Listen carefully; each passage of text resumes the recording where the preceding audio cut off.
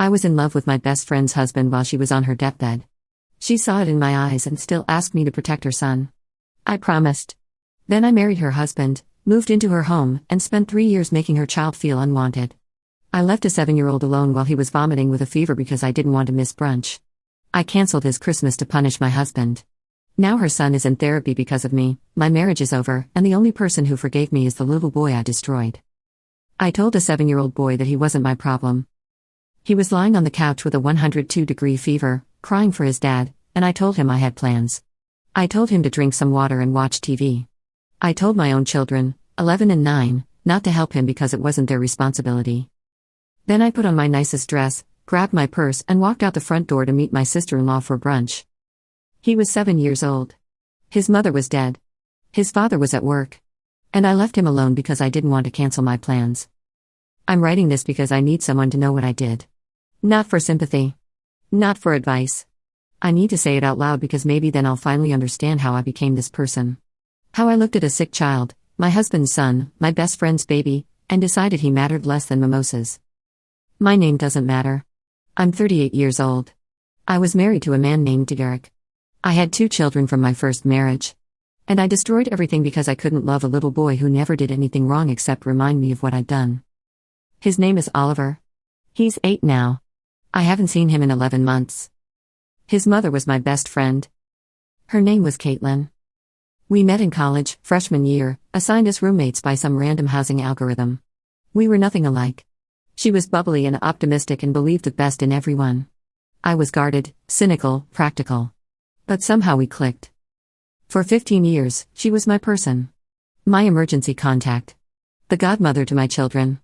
The one I called at 2 a.m. when my first marriage fell apart. The one who held my hand through my divorce and told me I deserved better. She was the best person I ever knew. And I betrayed her in the worst way possible. Caitlin married Derek when we were 27. I was her maid of honor. I stood beside her at the altar and watched her promise to love him forever, and I smiled and cried and gave a toast about friendship and loyalty and how some bonds last a lifetime. I meant every word. At least I thought I did. Caitlin and Derek had Oliver when they were 30. I was there when he was born. I held him when he was 6 hours old, this tiny perfect thing with his mother's eyes and his father's chin, and I promised Caitlin I would always be there for him. If anything ever happens to me, she said, exhausted and happy in that hospital bed, promise me you'll look out for him. Nothing's going to happen to you. Promise me anyway. I promise. I lied. Caitlin was diagnosed with cancer when Oliver was 4. It was aggressive. Fast. The kind that doesn't give you time to fight. 6 months from diagnosis to the end. I watched my best friend disappear piece by piece, watched her hair fall out and her body shrink and her smile become something she had to force. I was there. I brought meals. I watched Oliver when Derek needed to be at the hospital. I held her hand and told her she was going to beat this, even when we both knew she wasn't. And somewhere in those 6 months, something terrible happened. I fell in love with her husband. I didn't mean to. I didn't want to. But Derek and I were spending so much time together, both of us trying to hold everything together while Caitlin slipped away. Late nights after Oliver went to bed. Early mornings before the hospital visits. Shared grief, shared exhaustion, shared moments that felt too intimate. Nothing happened while she was alive. I need you to know that. I never touched him. Never told him how I felt. I buried it so deep I could almost pretend it wasn't there. But Caitlin knew. 2 weeks before she died, she called me to her hospital room. Alone. I see how you look at him, she said. I couldn't breathe. Caitlin, I would never. I know you wouldn't. Not while I'm here. She took my hand. Her fingers were so thin. But after I'm gone, I need you to promise me something. Anything. Don't let Oliver get lost. Whatever happens between you and Derek. Don't let my son become invisible. He's going to need someone to see him. I promised. I broke that promise too. Caitlin died on a Tuesday morning. Oliver was 4 years old. He asked why Mommy wasn't coming home, and Derek had to explain death to a child who still believed in Santa Claus. I was there for the funeral. For the grief. For the first terrible months when Derek could barely function and Oliver cried himself to sleep every night. I was there. And then I was more than there. Derek and I started dating 8 months after Caitlin died. I told myself it was natural. That we'd been through something traumatic together. That Caitlin would have wanted us to be happy. But part of me knew the truth. I'd been waiting. We got married 2 years later. I moved into the house Derek had shared with Caitlin, the house where Oliver had been born, the house that still had her photos on the walls and her handwriting on the growth chart in Oliver's room. I should have loved that little boy. He was a living piece of my best friend. Every time he laughed, I could hear her laugh. Every time he smiled, I could see her smile. But that's exactly why I couldn't love him. Because every time I looked at Oliver, I saw what I'd done. I saw the friend I'd betrayed. The promise I'd broken. The woman who trusted me with her son and her husband, and how I'd taken one and abandoned the other. Oliver was a constant reminder of my guilt. And instead of facing that guilt, I pushed him away. It started small. I'd pay more attention to my kids, Emma and Lucas, than to Oliver. I'd remember their favorite foods and forget his. I'd hang their artwork on the fridge and let his pile up on the counter. I'd tuck them in at night and tell Oliver he was old enough to put himself to bed. He was 5. Derek noticed. Of course he noticed. "You treat him differently," he said one night after Oliver had gone to bed. "He feels it." I'm still adjusting. We all are. It's been a year. These things take time. I promised I'd try harder. I didn't. The gap between my children and Oliver grew wider every year. Emma and Lucas had dance lessons, sports teams, birthday parties with all their friends. Oliver had hand-me-down activities, whatever was convenient, parties that got smaller each year because I forgot to send invitations. My children learned from me. They saw how I treated their stepbrother, and they absorbed it. Emma started calling him that kid instead of his name. Lucas would take toys from Oliver's room and claim they were his. When I caught them being cruel, I looked the other way. I was teaching them to be terrible people. Just like me. The breaking point came 3 months ago. Derek had an important work trip. 3 days out of town. He asked me to watch Oliver, obviously, since I was his stepmother and we lived in the same house. Oliver got sick the day Derek left. Fever, cough, the whole thing. He was miserable. He wanted his dad. He wanted someone to take care of him. But I had plans. My sister-in-law, Derek's sister Michelle, had invited me to brunch. We'd been trying to schedule it for weeks. I'd bought a new outfit. I was looking forward to it. I decided Oliver could handle being sick alone. He was 7. Kids get sick all the time. He had water, he had crackers, he had the TV remote. What else did he need? "I have to go out for a few hours," I told him that morning. He looked up at me from the couch, face flushed, eyes glassy. "Can you stay?" "I don't feel good." "You'll be fine. Just rest." "Where's Daddy?" "He's on his trip. Remember?" His lip quivered. "I want Daddy." "Daddy's not here. You need to be a big boy." I called Emma and Lucas into the living room. "Oliver's not feeling well. I need you two to not bother him while I'm gone." "Do we have to take care of him?" Emma asked, wrinkling her nose. "No. He's not your responsibility. Just leave him alone." I said that. I told my children that their 6-7-year-old stepbrother was not their responsibility. That they should ignore him. That caring for him wasn't their job. I walked out that door and I didn't look back. I was gone for 4 hours. When I came home, Oliver was worse. The fever had spiked. He'd thrown up on the couch and didn't know how to clean it up. He was crying, alone, covered in vomit, calling for a father who wasn't there. Emma and Lucas were in their rooms. Playing video games. Exactly what I told them to do. I should have felt horrified. I should have felt ashamed. I should have rushed to Oliver and held him and apologized and taken care of him like a mother should. Instead, I felt annoyed. Annoyed that my day had been ruined. Annoyed that I had to clean up this mess. Annoyed that this child existed at all. I cleaned him up. I gave him medicine. I put him to bed. And I called Derek and told him everything was fine. Derek came home 2 days later to find Oliver still sick, clingy, traumatized from being left alone. And Oliver told him everything. Derek didn't yell. He just looked at me with this expression I'd never seen before. Not anger. Not disappointment. Something worse. Recognition. Like he was finally seeing who I really was. "You left him alone," he said. "While he was sick. To go to brunch. He was fine." He was not fine. He's 7 years old, and he was scared and sick and alone, and you left him because you had plans. "Derek, I'm sorry. I made a mistake. You told our children not to help him. You specifically instructed them to ignore their sick brother." Stepbrother. The word came out before I could stop it. Derek's face changed. Stepbrother, he repeated. Is that how you see him? As less than your children? I didn't mean it like that. Yes, you did. You've always meant it like that. I just didn't want to see it. He was quiet for a long moment. I'm canceling the Christmas trip. What? Derek, no. We've been planning Aspen for months. The kids are excited. Your kids are excited. Oliver doesn't even know about it because you didn't bother to include him in the planning. That's not. The trip is canceled. All of us are staying here. As a family. That's not fair. Not fair? You left my son alone while he was sick. You told your children to ignore him. And you want to talk to me about fair? He walked away. I should have apologized. I should have accepted the consequence. I should have used that moment to finally confront what I'd been doing to Oliver for 3 years. Instead, I got revenge. If Derek wanted to cancel my Christmas trip, fine. Then I would cancel Oliver's Christmas. I returned the presents I'd bought him. Not that there were many. I'd spent $400 on Emma, $350 on Lucas, and $75 on Oliver. But I returned even that. Took the money and bought myself a spa gift card. I told Derek that Oliver wasn't allowed to go on any special outings with him. No fathers in time. No trips to the movies or the park. If I couldn't have my vacation, he couldn't have his son. I made that calculation. A child's relationship with his father versus my ski trip.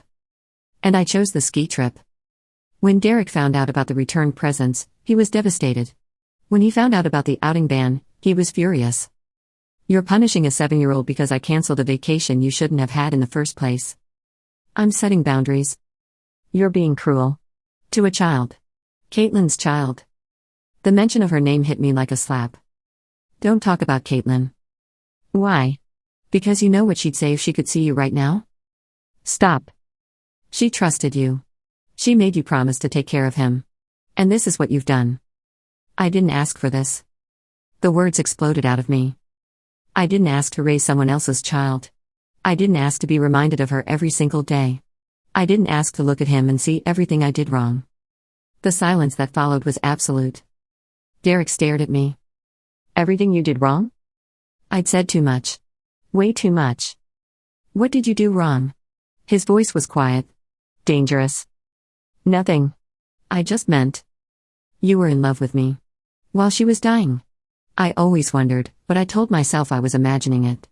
I told myself you were just being a good friend. Derek. You were waiting for her to die. So you could have me. That's not true. Isn't it? You can't love Oliver because he reminds you of what you did. Of who you were while your best friend was dying. He's evidence. And you've been punishing him for it since the day you moved in. I couldn't deny it. Because it was true. Every word. Derek took Oliver that night. Packed bags for both of them. Said he needed time to think. He didn't come back. The first week, I told myself he was overreacting. Derek had always been emotional. He just needed space.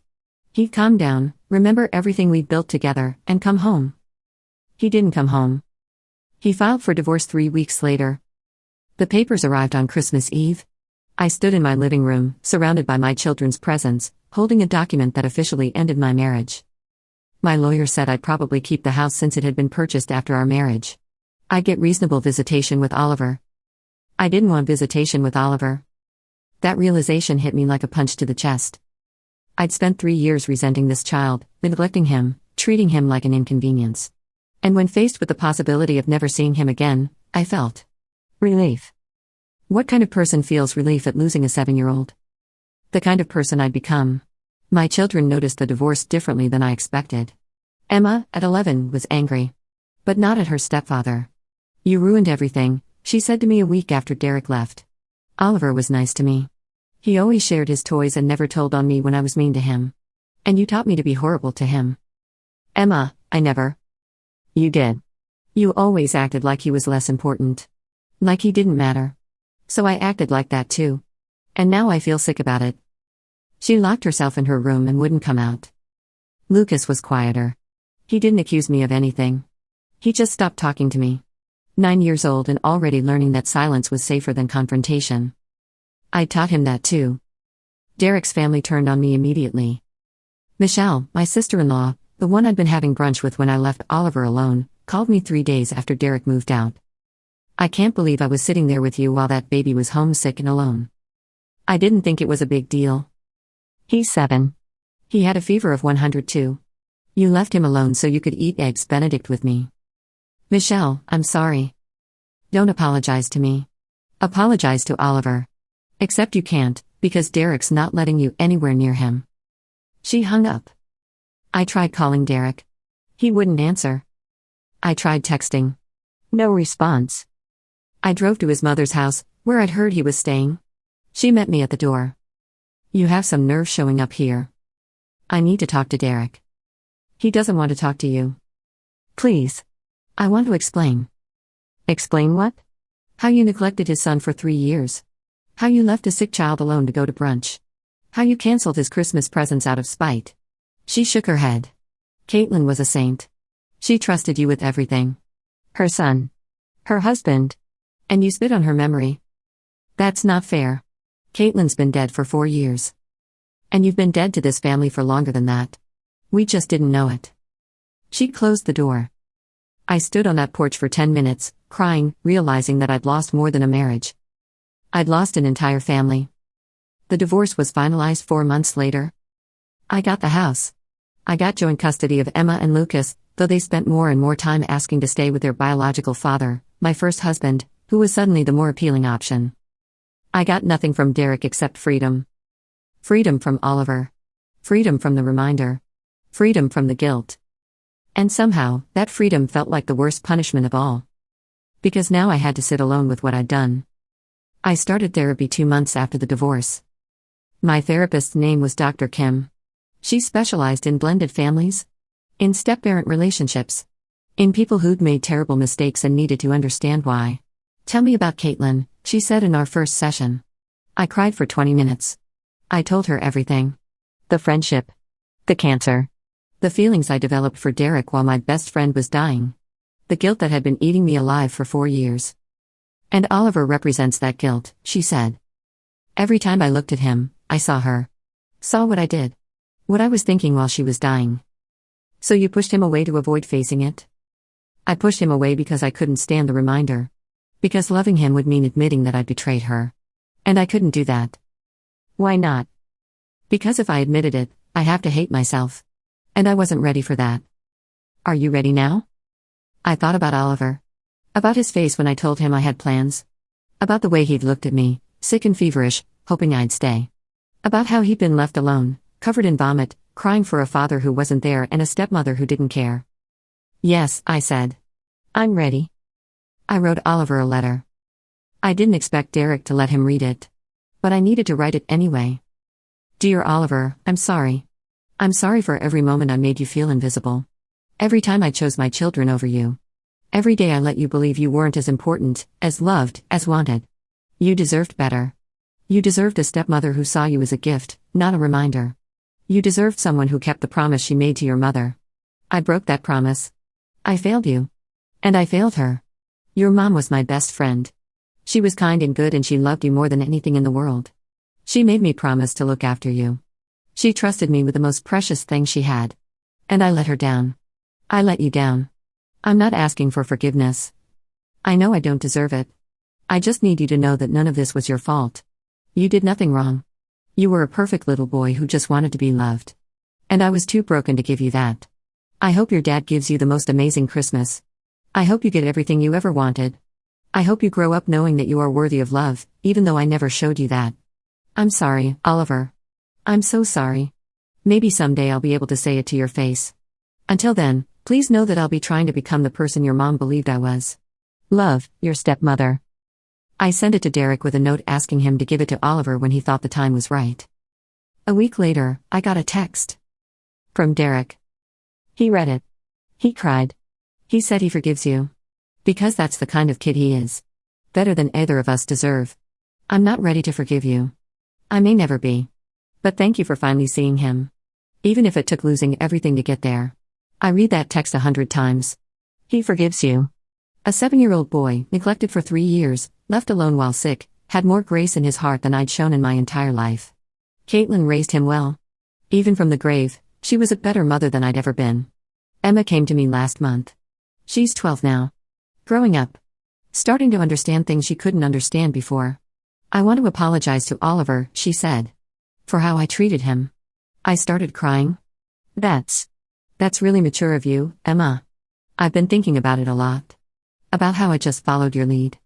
About how easy it was to be mean to him because you made it seem normal. She paused. I don't want to be like that anymore. I don't want you to be either. We talked for 2 hours that night. About Caitlin. About what I'd done. About how grief and guilt can twist people into versions of themselves they don't recognize. Emma asked if she could write Oliver a letter too. I said yes. She showed it to me before she sent it. It was short, simple, honest. Dear Oliver, I'm sorry I wasn't a good stepsister. You were always nice to me, and I was mean to you. That wasn't fair. I'm trying to be better now. I hope you have a good life. Maybe someday we can be friends for real. Love, Emma. Derek sent a photo back. Oliver holding both letters, smiling. He's lost 2 front teeth. He's gotten taller. He looks so much like Caitlin that my chest aches. That was last week. I still haven't seen him in person. Derek says he's not ready for that. Oliver's in therapy now, working through the rejection, the neglect, the trauma of being unwanted in his own home. I did that. I put a 7-year-old in therapy because I couldn't face my own guilt. It's been 11 months since Derek left. I'm sitting in this house alone tonight. Emma and Lucas are with their father. The silence is so loud I can barely stand it. I had everything. A husband who loved me. A stepson who just wanted to belong. Children who looked to me for guidance. A chance to honor my best friend's memory by loving the son she left behind. I threw it all away. Because I couldn't look at Oliver without seeing Caitlin. Because loving him would mean admitting what I'd done. Because it was easier to push him away than to face the monster I'd become. Caitlin trusted me. With her dying breath, she asked me to watch over her son. And I promised I would. Then I married her husband, moved into her house, and treated her child like he was invisible. If she could see me now, she would hate me. She should hate me. I hate myself. But hate isn't enough. Regret isn't enough. Letters and apologies and therapy sessions aren't enough. Oliver spent 3 years of his childhood feeling unwanted. 3 years wondering why his stepmother wouldn't look at him. 3 years carrying the weight of my guilt without even understanding what he'd done wrong. Nothing. He did nothing wrong. He was just a little boy who lost his mother and wanted someone to love him. And I couldn't do it. Because I was too busy being the villain in his story. If you're reading this and you have stepchildren. If you've ever felt resentment toward them for existing. If you've ever treated them as less than your biological children. Stop. Stop right now. Because they didn't ask for this. They didn't ask for their family to fall apart. They didn't ask for a new parent to come into their lives and make them feel invisible. They're just kids. Scared, confused kids who want to be loved. And if you can't love them, leave. Don't stay and destroy them. I stayed. I destroyed. And now I have a house full of photos of a family that doesn't exist anymore, a best friend I'll never see again, and a stepson who forgave me even though I never earned it. Oliver forgave me. At 7 years old, after everything I did, he found it in his heart to forgive me. That's who Caitlin raised. That's her legacy. And mine? Mine is the silence. The empty rooms. The knowledge that I had a chance to be part of something beautiful, and I burned it to the ground because I couldn't face my own reflection in a child's eyes. The children in blended families didn't choose this. They didn't choose to lose a parent. They didn't choose to gain a step-parent. They're just trying to survive a situation adults created. And if you can't love them like your own, at least have the decency to not destroy them. I didn't have that decency. I punished a child for my sins. And now I live with the echo of a promise I broke to a dying woman who believed in me. Don't be me. Just love them. It's not that hard. It really isn't. I just made it impossible.